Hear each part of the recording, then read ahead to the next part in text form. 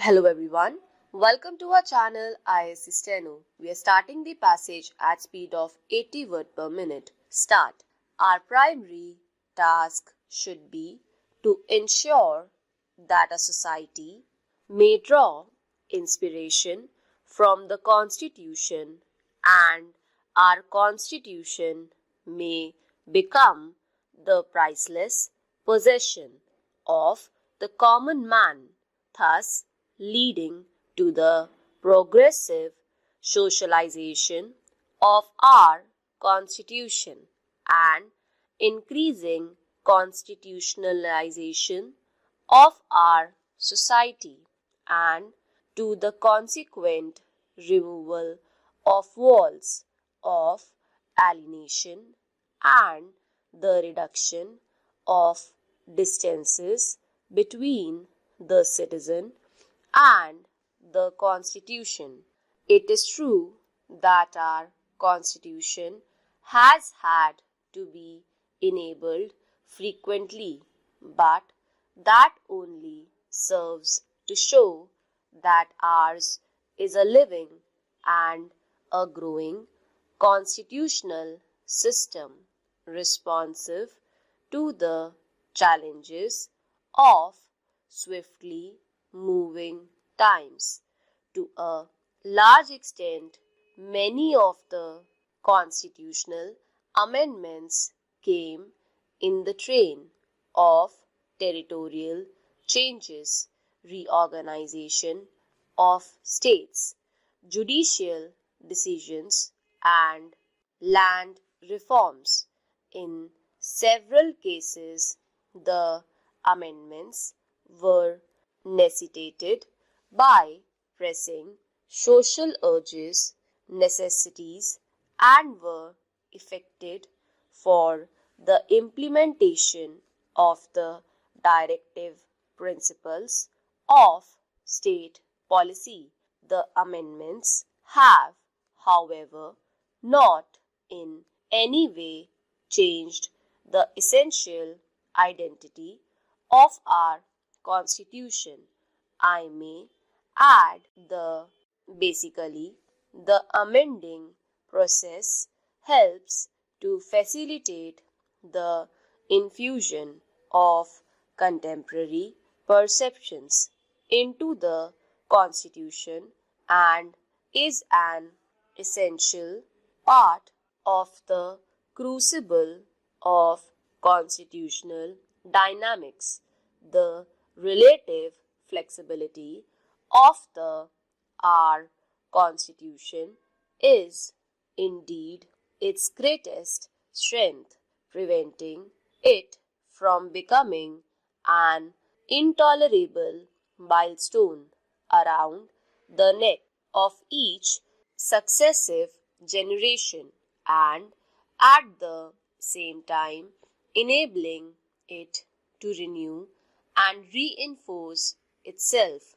We have established a secular state as an enlightened and authentic expression of our traditions of tolerance and as an embodiment of the composite culture of India. The Constitution decrees that the state should honor all religions without preferring or promoting one at the cost of another and at the educational, linguistic, and cultural rights of all sections of the people, thus protecting our pluralism and fostering unity in diversity and autonomy within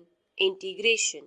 Our Constitution is sworn to protect the dignity of man, the fundamental rights guaranteed by the Constitution, and the directive principles which are recognized to be fundamental in the governance of the country constitute the core and the conscience of a free and open society striving to achieve social justice, rule of law, and equality of opportunity. No doubt we have miles and miles to go and many promises to keep, and we have many difficulties to surmount around us. Democracy is the pulsating passion of our Constitution. It is in the name of the people that the Constitution was made and proclaimed, and it is the people it seeks to enthrone in the sovereign seat of power. When Pandit Jawaharlal Nehru spoke of India's tryst with destiny and our unending quest and incessant striving through trackless centuries, he thought of the people of India marching onwards and from one milestone to another. The people and their welfare is what the Constitution is committed to. It is in the service of these teeming millions that the Constitution makes its covenants. The father of the nation gave us a talisman and asked us to recall the face of the poorest and the weakest man in any movement of doubt or difficulty. Referring to Bapu and his message, Pandit Jawaharlal Nehru has said on the eve of our independence, in words which have the same resonance and relevance today, the ambition of the greatest man of our generation has been to wipe every tear from every eye that may be beyond us. But as long as there are tears and suffering, so long our work will not be over.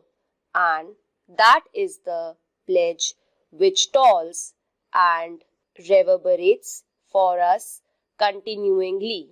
And that is the pledge we must rededicate ourselves to redeem.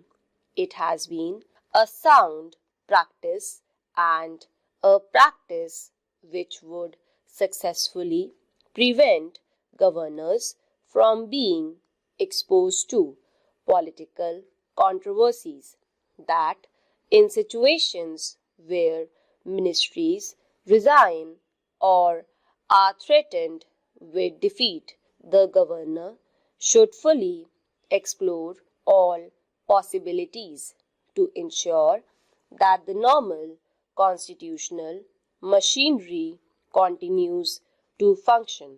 It is only when he fails in this attempt that the governor has necessarily to think in terms of recommending to the president for invoking powers conferred on the president for under Article 365.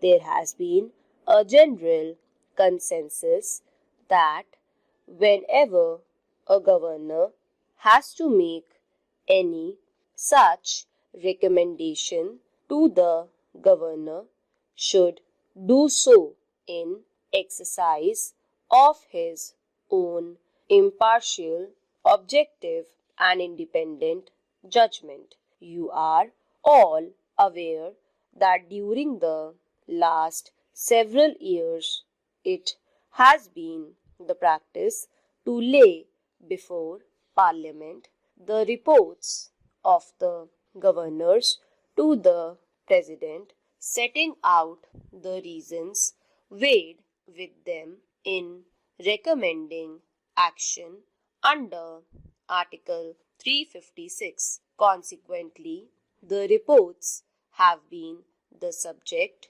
of critical scrutiny, not only in Parliament but also by the general public.